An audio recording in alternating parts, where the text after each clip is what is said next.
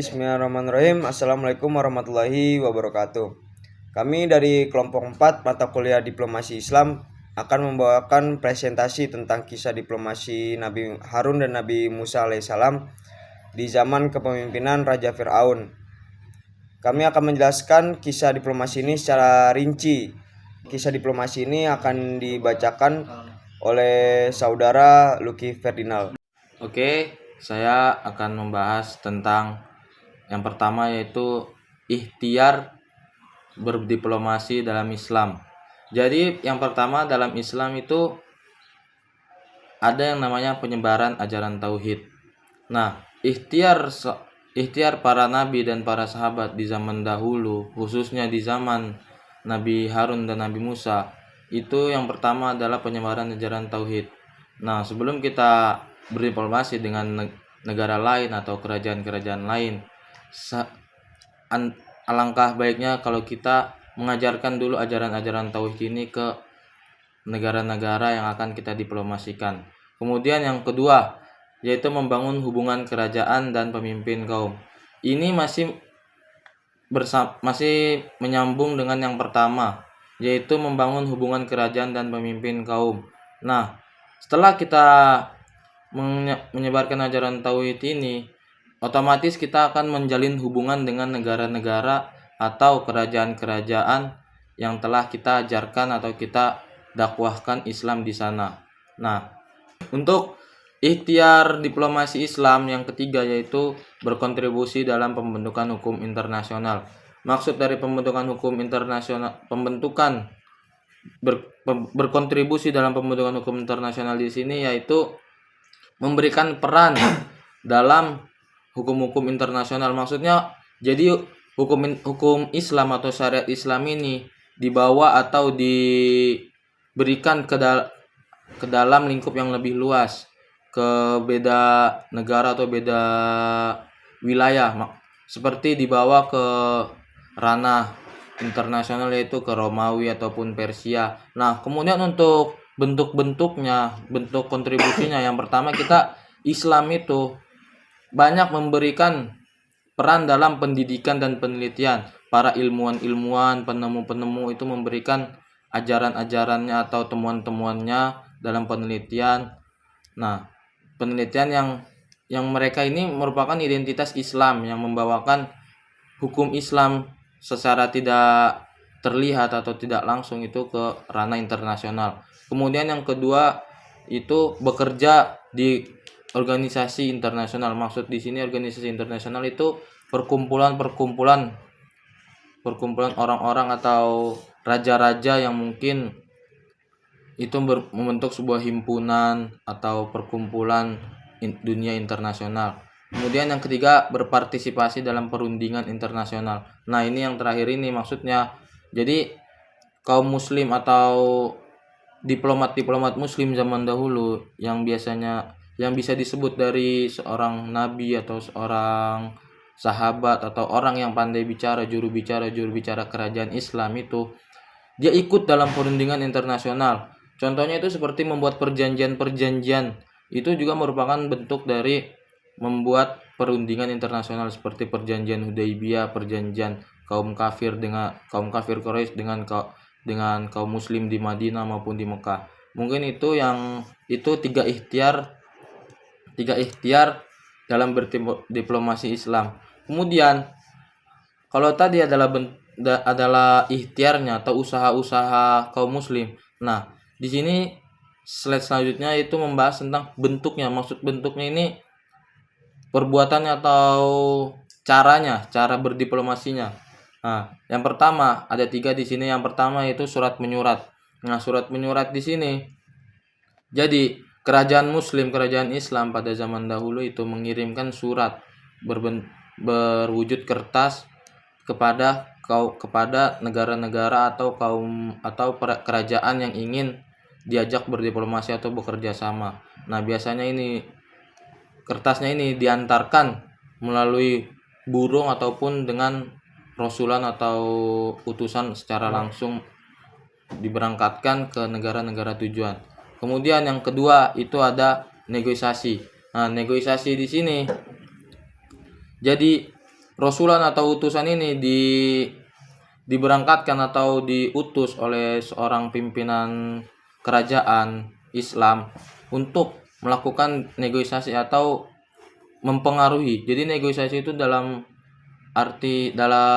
istilahan itu, dalam logowiyah itu mempengaruhi. Jadi utusan Islam ini mempengaruhi lawannya atau negara negara tujuannya agar bisa bekerja sama dengan negara yang dia wakilkan. Bahkan itu bisa untuk membawa negara tersebut hijrah ke dalam Islam. Kemudian yang ketiga, pengiriman utusan. Nah, ini masih satu cara, bukan satu cara, maksudnya satu arti dengan negosiasi tadi. Tapi kalau negosiasi tadi itu merupakan caranya. Kalau pengiriman, maksudnya negosiasi ini merupakan apa sih, bentuk perlakuannya. Nah, kalau yang ketiga, pengiriman utusan ini maksudnya itu utusannya, orangnya. Jadi negara ini mengirimkan orang. Kalau negosiasi tadi, bentuk yang utusan lakukan ini kepada negara tujuannya. Mungkin itu ya yang bisa saya sampaikan. Jadi untuk selanjutnya akan dibawakan oleh Said Nabhan Ridarwan. Baik, bismillahirrahmanirrahim. Assalamualaikum warahmatullahi wabarakatuh. Selanjutnya saya akan menjelaskan mengenai kisah para Nabiullah alaihi wasallam, yaitu kisah Nabi Musa dan Nabi Harun alaihi salam. Nabi Musa adalah utusan Allah Subhanahu wa taala yang mendapat ujian bertubi-tubi dari kaumnya, yaitu Bani Israel. Singkat cerita, beliau menyelamatkan kaumnya dari berbagai musibah dan murka Allah, kemudian diangkat sebagai pemimpin Bani Israel di masa kekuasaan Fir'aun. Sedangkan Nabi Harun adalah sepupu dari Nabi Musa alaihissalam yang diutus untuk Bani Israel. Semasa hidupnya, Nabi Harun mendampingi Nabi Musa dalam berdakwah kepada Bani Israel.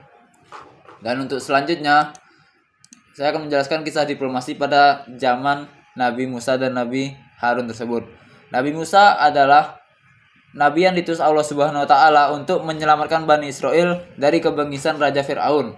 Dalam perjalanan dakwahnya menuju kerajaan, Nabi Musa meminta kepada Allah untuk ditemani oleh Nabi Harun. Tugas dari Allah adalah Allah memilih Nabi Musa dan Nabi Harun untuk menjadi utusannya dalam membebaskan orang Israel dari penindasan Fir'aun. Keduanya diberi tugas untuk menghadap Fir'aun dan menyampaikan pesan Allah.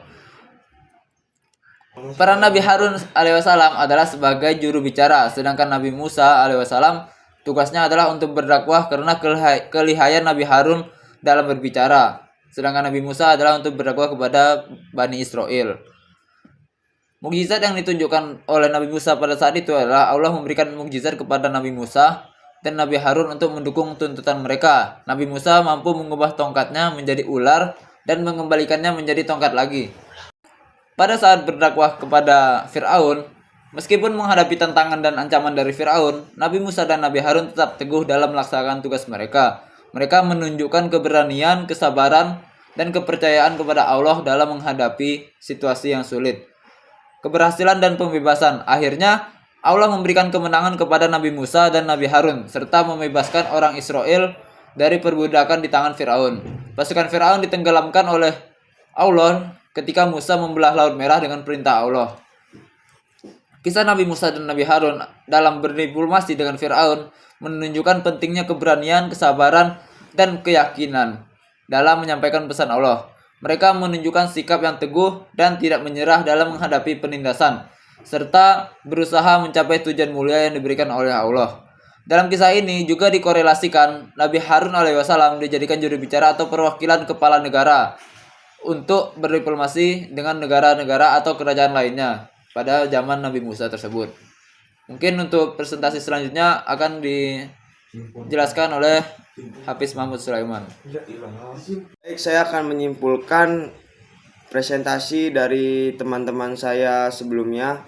Di sini saya akan membacakan kesimpulan tentang diplomasi Nabi Musa dan Nabi Harun, yang mana diplomasi yang dilakukan beliau-beliau ini patut diikuti dan ditiru oleh umat muslim di zaman globalisasi sekarang.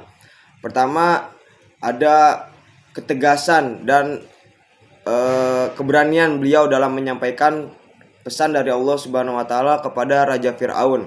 Ya meskipun Nabi Harun dan Nabi Musa ini menghadapi berbagai penolakan, akan tetapi keduanya tidak menyerah dalam menyampaikan pesan yang diberikan oleh Allah Subhanahu wa taala kepada raja pemimpin Bani Israel tersebut.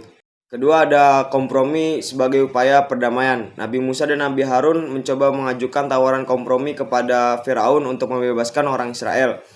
Meskipun Raja Firaun ini menolak, tawaran tersebut menunjukkan sikap yang mereka ingin mencapai penyelesaian dalam perdamaian ini dan memberikan kesempatan kepada Raja Firaun untuk bertaubat.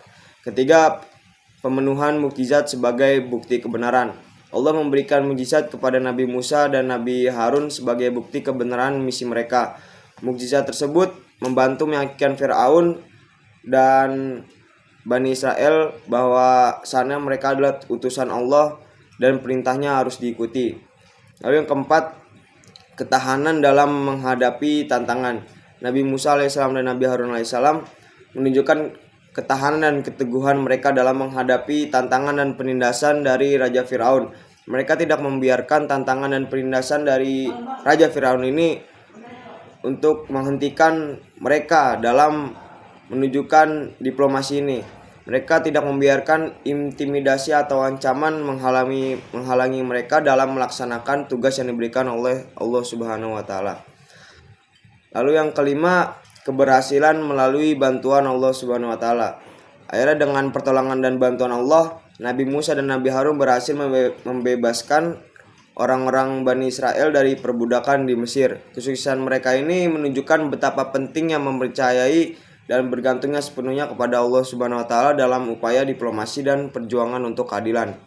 Kesimpulannya tersebut menyoroti nilai-nilai seperti ketegasan, kompromi, ketahanan, dan kepercayaan kepada Allah Subhanahu wa taala yang dapat diterapkan dalam konteks diplomasi modern. Kisah Nabi Musa dan Nabi Harun memberikan contoh inspiratif tentang bagaimana memimpin dan berdiplomasi dengan prinsip-prinsip yang teguh, tetapi juga dengan tujuan akhir yang damai dan keadilan. Mungkin itu saja dari kelompok 4. Selebihnya mohon maaf. Syukron. Wassalamualaikum warahmatullahi wabarakatuh.